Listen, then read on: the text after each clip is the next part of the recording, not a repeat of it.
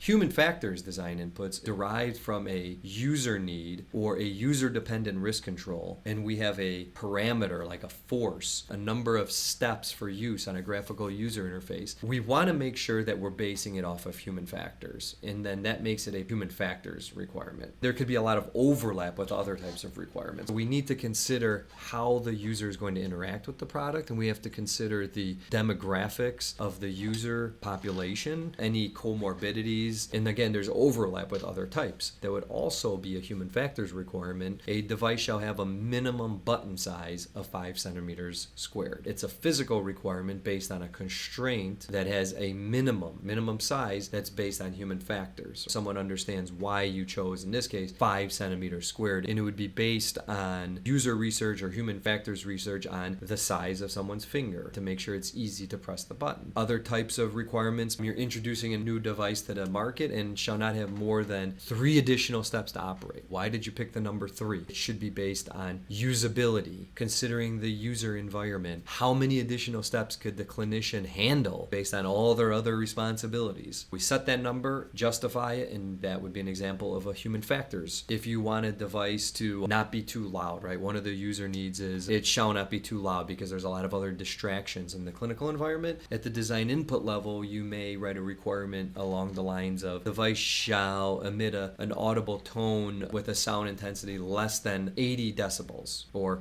minimum. In the case where a user needs to hear the sound, you may put a minimum requirement. And then if it's a case where it can't be too loud because it's going to create a distraction, you want to put a maximum there. These should be based on human factors research and human factors justification. In an extreme case, you may have to do some testing or some human factors formative testing to prove that these are numbers will actually do what they need to do. In the case of notifying a user, you may say, again, a minimal decibel amount. You need to make sure that is going to actually notify a user that the task is completed or that there's an alarm in the system. These types of requirements will be physical, performance, some functional, but more physical performance requirements, and will also be human factors types. Making sure you have human factor requirements in your design inputs is critical to make sure you have an adequate set of design inputs.